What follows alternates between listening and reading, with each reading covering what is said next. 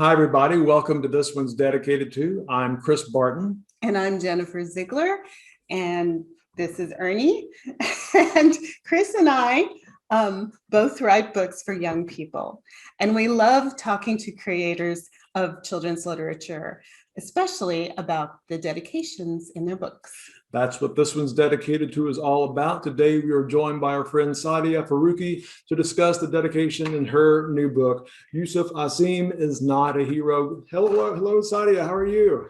Hi, I'm so excited to meet you again and your dog for the first time and talk about my new book coming out. Well, we're so glad to have you. Would you mind, to kick us off, would you mind reading aloud the dedication in your book? Sure. Okay. So the dedication is to my father, who always pushed me to do better. Short and simple, but very profound in emotional terms, I guess. Yeah, can you tell us a little bit as to why you dedicated the book to your dad? Yeah, I actually don't know why I did, or I do. So my father's passed away. He passed away in 2012. He was an amazing person. He was a mathematical genius. He was a really good person who loved helping other people. But unfortunately, I never knew that when I was a kid, because what I saw of him was through the lens of mental illness. He had paranoid schizophrenia, and he was really sick, but he was also very abusive. And I lived in a very difficult home because of that. But I could still see glimpses of it. When he was well, he really loved me and his daughters, other daughters, my sisters. He always talked about helping other people, being kind, and it was strange because he wasn't always like that himself. But as I grew older, and especially as I became an adult and moved away from his house and the country and became an immigrant to the US, it became more clear to me what he was trying to teach me, but wasn't always able to because of his own I don't even like to say weaknesses, because obviously mental illness is not something you can control, but just the situation that we all found ourselves as a family. And so when I wrote this book, as I wrote it, it was very clear to me that the main character, YUSUF AZEEM, is also trying to struggle through a lot of things and trying to do the right thing when it's hard and when nobody is kind of encouraging you or supporting you to do that. So I thought it would be apt to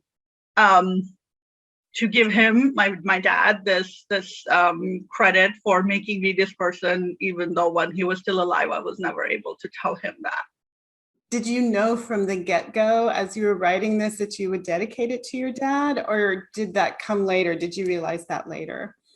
Not from the get-go. I don't think I've ever, for any of my books, thought from the get-go, or even while I was writing, who I would dedicate it to. Honestly, it comes as a little bit of a surprise to me at the end. Oh, I now have to do this one thing. I wrote a whole book, but this one sentence is so hard. Especially since I have to rethink that. So if you count all my early readers, this is my 21st book. And I'm kind of like scrambling to find somebody who's dedicated to.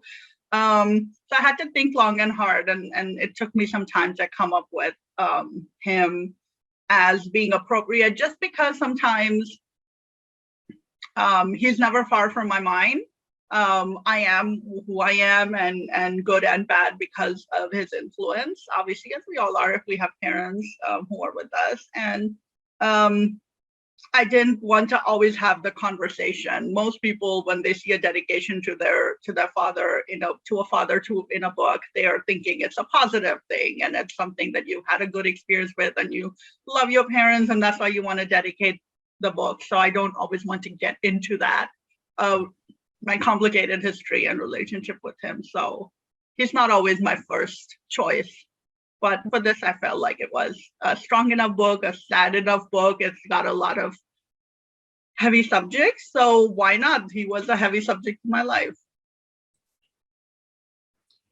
when you dedicate a book to someone, how would you prefer that they or their loved ones, if they've passed on, how do you prefer that they learn that you've given them that honor? Is there something that you do, or do you let them discover it on their own? I usually will be like, open the book, and if they're around me, read this, see this page. And it's funny, my last book, A Place at the Table, which I co-wrote with Laura Showman, I dedicated it to my husband, and my husband did not realize that. And one day I picked it up and said, "Did you read this first line? Do you know?" And he's looking at it and goes, "Why is my name here?" So I will usually have to kind of, I think a lot of people just skip over that, you know.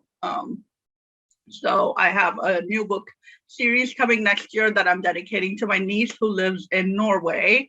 So I'm planning to send her a copy with like a little sticky note to say, you know, read this, read the first page, otherwise she might miss it.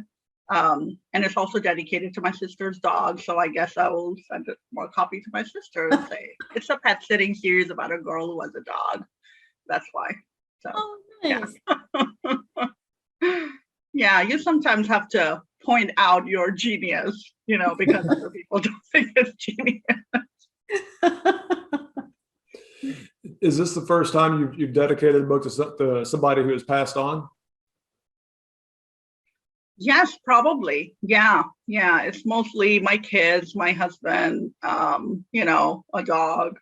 But yes, and I think it's just a little bit more emotional in that way, in that regard, and that's why I try not to get emotional about things. It just kind of, especially with my father. But yes, yeah. It wasn't that bad though. I think after this experience, I might do that more. I definitely have other people who have passed on that I hold dear in my heart that I would like to dedicate future books to. Yeah. Well, is there anything else you'd like to make sure we know about the dedication and YUSUF AZEEM is not a hero, or about the book itself? I mean, you know, the book, read the book. Anyone who is interested in current events, and the 20th anniversary of 9/11 is coming up.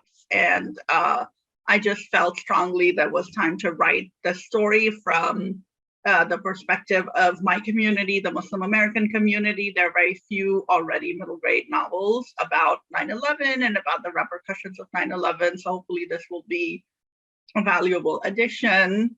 The dedication itself is something personal to me, but I hope that we all have, like I did, whether I knew it or not, a figure in our lives who kind of always keeps us on, I don't want to say straight and narrow, more like just knowing what your goals are and being there as a guide and a mentor, which I didn't realize when I was a child, but I do now, was my dad.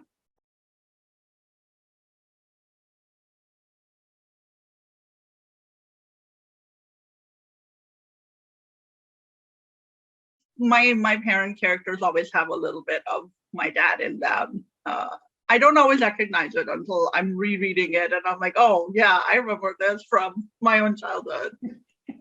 Yeah.